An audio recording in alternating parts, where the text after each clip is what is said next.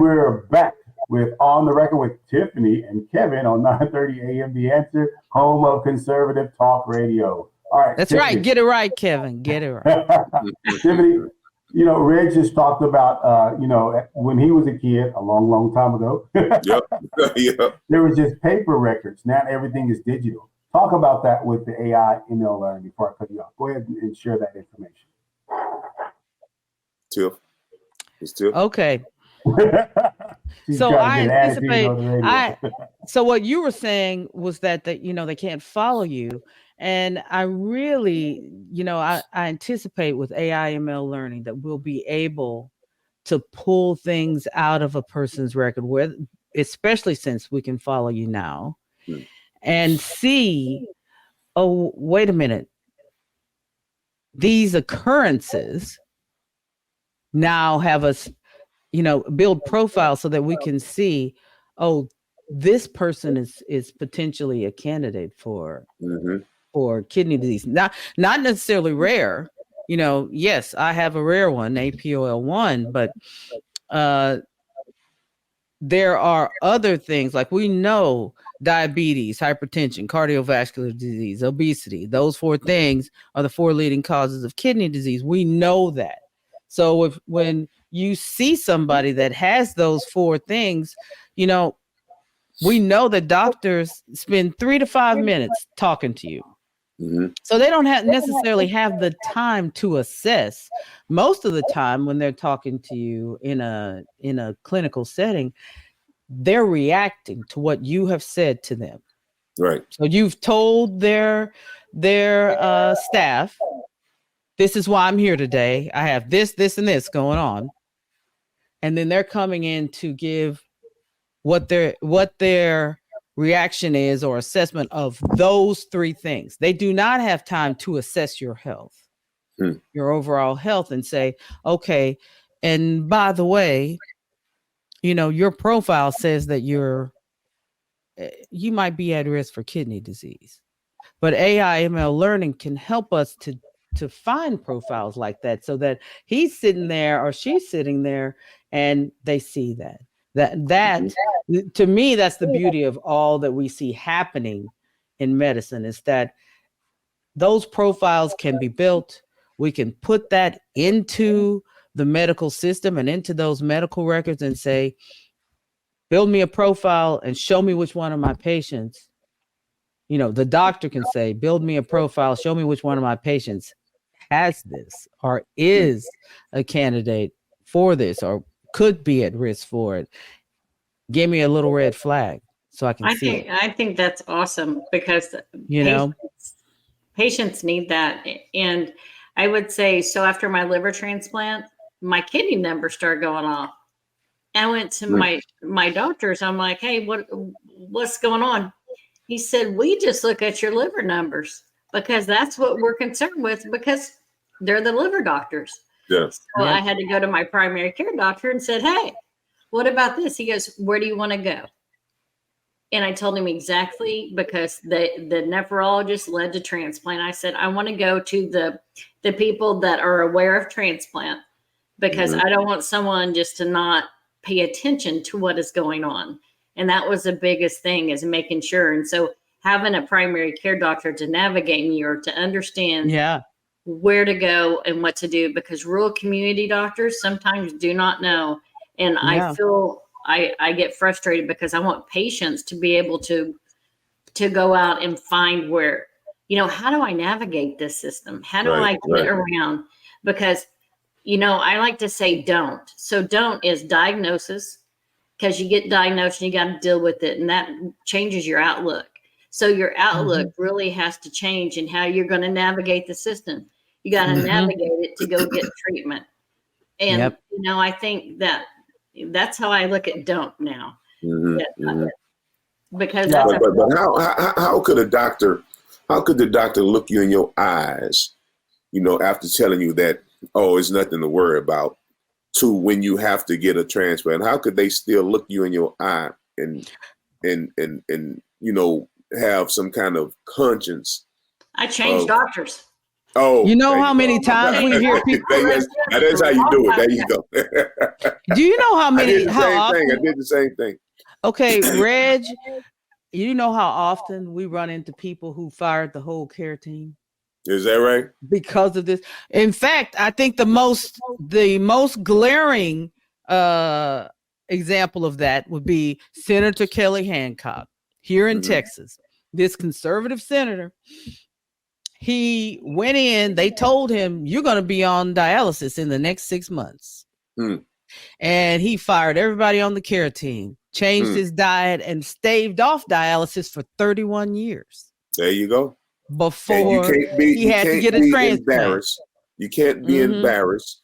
But he was like, you got to go. It's not, that don't have your health in yeah. You can't, hesitate. No hesitation, no reservation. If they're not doing what you know they're supposed to be doing, hey, you got to go and look for somebody else that's going to do it for you. And we've heard that from the people who have gotten the positive result were the people who were like, you know what, this is my life, and I'm going to engage in this process and figure out what's going on here. Because if you do not, the best advocate for you is you. Yeah, absolutely. You don't jump into the fray and go, hey, what's going on here? Yes. Don't just tell me, don't piss in my ear and tell me it's rainwater. I'm sitting here. You know, it's in the ear now. But here's the deal, though, guys, is what you don't realize, right? Because I come from the financial industry, right? And there is a lot of overlap between finance and medicine, right? There's just a lot. I just see it all. I see it everywhere, right? But I always say this, in America, right, there is an answer for all of these things. Like what you just described, how would I go about building out this profile of patients who are at risk for the most common diseases? That's already in the body of knowledge. The geeks have already come up with that. You don't have to invent it. There are geeks with PhDs. We're just trying to push them to do it. Yeah. And so there's actually literally right now, you can literally, I was talking to a physician the other day. We were talking about this whole thing with the profile. And he said, well, how would you see all those people? I said, it's simple. We do it all the time at Merrill Lynch. You decide the profile you're looking for. How many people do you have? Let's say you have 100 of them. Okay, we have 100 people that we know that have these profiles, or there's some at higher risk than others. The computers can do that. They spent $150 million here in San Antonio at the University Health System for this amazing database capturing system that has some unbelievable capabilities. It can literally bring all of that up. You can go in and tell it. You can pull it together and do it. And then you take that, in that example that I gave you of 100, it's going to take us 2 years to get these people, 24 months. And then there may be some at risk and we can reach out to. It's a system. What we and what you see us advocating for and us working with Reginald for is the policy, is changing the policy, because that's what governs hospitals. It's not that your doctor's sitting there trying to come up with some crazy way to make more money off you being sick. That's not what it is. They're not. No, but most of them aren't. Okay, most of them are there following a system. They have protocols that they're following, and the protocols don't include what we're talking about right now. Because if the protocols did, they would be following them. Now, we can talk at length about the nefarious intent of some bad players. The majority of them, they're not bad players. They're in a bad system. Well, I tell you, what I want to do is, the most simplest thing for me about this, the Texas Kidney Foundation is, when I'm on stage, when I tell people about, the transplant situation, that it still puzzles me how many people that don't understand and don't realize that you don't need a match in order to get a transplant. And every time when I do my comedy, when I'm on, after I get through, I tell them, about, Texas Kidney Foundation, when you can, and how you don't need a match to get a kidney transplant. And you'll be amazed at how many people in the audience go, what? Oh, They don't know. They don't know, man. It's and you know, it's I don't know how long it's been going on, but people, you don't have to really have a perfect match. If you have somebody that's willing to donate a kidney to you, that could get done, and it could get done in a very quick way, because you wouldn't have to spend a lot of time on dialysis. You know, they'll swap you out. They'll give that person a kidney to somebody else, and you'll get somebody else's kidney. It'll be the process will be speed up. Yeah, it's called paired donation. You can go to the National Kidney Registry.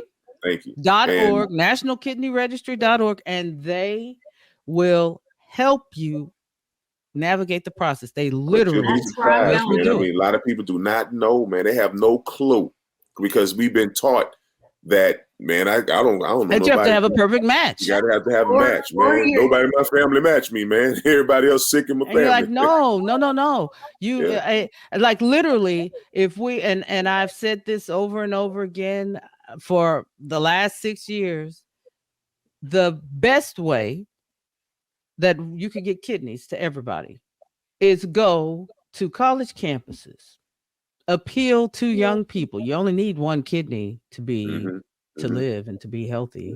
You know how many altruistic young people there are? A lot. Yes. A lot. And and do paired donations. Campaign. Who would be willing to give a kidney to help this individual? Do you know how many we could clear this problem up? Yes, that's the truth. I've been in a short period of time. You know, I'm your patient affairs representative for Region 4, which is Oklahoma and Texas. And so I'm always about education, because you hear about recipients and you hear about being an organ donor, but you don't hear about the journeys, and you don't hear about the opportunities to be able to be a donor. And you don't, what does that look like? Yes. Just like the swap, just like the kidney, the paired donation. No one's talking about that, but you are. Very thankfully. I'm glad you all are. Yeah, and let me add this real quick. I'm glad you are too. Like we're always looking for other like-minded advocates. We're all the ones that are raising heaven on these places. You know, they've unleashed hell on us, but we're raising heaven, because this is nonsense. And it's wrong to leave people in the lurch in their regarding their health. All right, but remember this, right? And I say this all the time in the radio, in this health session, is that we have the solution. There's research that's been done on how we can help patients get a kidney transplant. That's right. And we know, like Amy Waterman, this great doctor, she's super awesome. She has done the legwork. She has shown America and every place else that you can do this. Here's how to tell stories, how to reach patients, where to do this. So it's there. Yeah, the information is there. But it's not just that. There's solutions to all of this, but the solutions stay with the geeks. That has to be grassroots efforts. Yeah, it's got to be with us, and that's where the issue is. Tiffany, you have the last word. I'll say this really quick before I give my last word. You know, people like Amy have done the work. Dr. Waterman have done the work, and then we take this stuff to the streets. It's up to us. You know, when I see all these different places having big conferences about what can be done, we should do this in HBCUs. We should do this here. Yes, we should. We're actually doing it in HBCUs. We're actually doing this and working with people. We've done it to the tune of 20,000, over 20. We're very proud of this. Over 20,000 kidneys that have been screened in the great state of Texas. 31.6% of them we found kidney disease in them, and that was done through this organization and connecting people to the care that they need. So it's enough talk. As who is that rapper? He says, "Let's talk." Willie D. No more talk. No more. That's right. As No Willie more D talk. says, no more talk. Yeah, no more Get talk. out there and do That's my man. the work. You know? I like Willie D. I didn't even know who he was until I heard him. And Kevin was like, That's Tiffany, why Scarface don't partner. you know Willie D? That's Faith's partner. You know, Scarface did some stuff at Texas Kidney Foundation. That's his partner. That's his partner.